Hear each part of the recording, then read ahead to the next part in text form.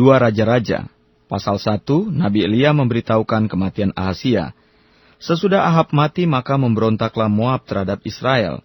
Pada suatu hari jatuhlah Ahazia dari kisi-kisi kamar atasnya yang ada di Samaria lalu menjadi sakit. Kemudian dikirimnyalah utusan-utusan dengan pesan, pergilah mintalah petunjuk kepada Baal-Sebub, Allah di Ekron. Apakah aku akan sembuh dari penyakit ini? Tetapi berfirmanlah malaikat Tuhan kepada Elia orang Tisbe itu, bangunlah, berangkatlah menemui utusan-utusan Raja Samaria dan katakan kepada mereka, apakah tidak ada Allah di Israel sehingga kamu ini pergi untuk meminta petunjuk kepada Baal-Sebub, Allah di Ekron? Sebab itu berfirmanlah Tuhan, engkau tidak akan bangun lagi dari tempat tidur, di mana engkau berbaring, sebab engkau pasti akan mati. Lalu pergilah Elia. Sesudah utusan-utusan itu kembali kepada raja, berkatalah ia kepada mereka, mengapa kamu kembali? Jawab mereka kepadanya, ada seorang datang menemui kami dan berkata kepada kami, pergilah kembalilah kepada raja yang telah menyuruh kamu dan katakanlah kepadanya, beginilah firman Tuhan, apakah tidak ada Allah di Israel, sehingga engkau menyuruh meminta petunjuk kepada Baal-Sebub, Allah di Ekron? Sebab itu engkau tidak akan bangun lagi dari tempat tidur di mana engkau berbaring, sebab engkau pasti akan mati. Lalu bertanyalah ia kepada mereka, bagaimanakah rupa orang yang telah datang menemui kamu itu, dan yang mengatakan perkataan ini kepadamu? Jawab mereka kepadanya, seorang yang memakai pakaian bulu dan ikat pinggang kulit terikat pada pinggangnya. Maka berkatalah, iya, itu Elia orang Tisbe. Sesudah itu disuruhnyalah kepada Elia seorang perwira dengan ke-50 anak buahnya. Orang itu naik menjumpai Elia yang sedang duduk di atas puncak bukit. Berkatalah orang itu kepadanya, hai abdi Allah, raja bertita, turunlah. Tetapi Elia menjawab katanya kepada perwira itu, kalau benar aku abdi Allah, biarlah turun api dari langit memakan engkau habis dengan ke-50 anak buahmu.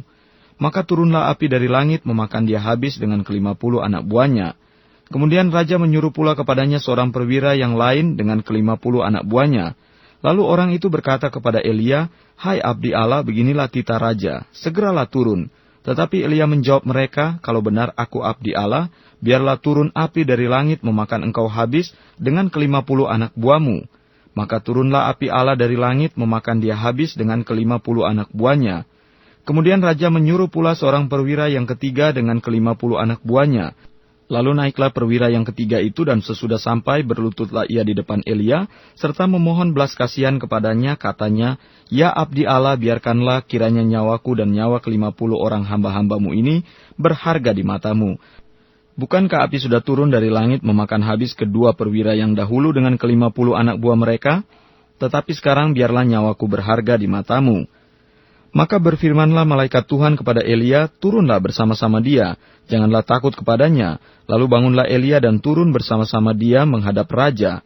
Berkatalah Elia kepada raja, beginilah firman Tuhan, oleh karena engkau telah mengirim utusan-utusan untuk meminta petunjuk kepada Baal-Sebub Allah di Ekron, seolah-olah tidak ada Allah di Israel untuk ditanyakan firman-Nya, maka sebab itu engkau tidak akan bangun lagi dari tempat tidur di mana engkau berbaring, sebab engkau pasti akan mati. Maka matilah raja sesuai dengan firman Tuhan yang dikatakan oleh Elia. Maka Yoram menjadi raja menggantikan dia dalam tahun kedua zaman Yoram bin Yosafat raja Yehuda, sebab Ahazia tidak mempunyai anak laki-laki. Selebihnya dari riwayat Ahazia apa yang dilakukannya, bukankah semuanya itu tertulis dalam kitab sejarah raja-raja Israel?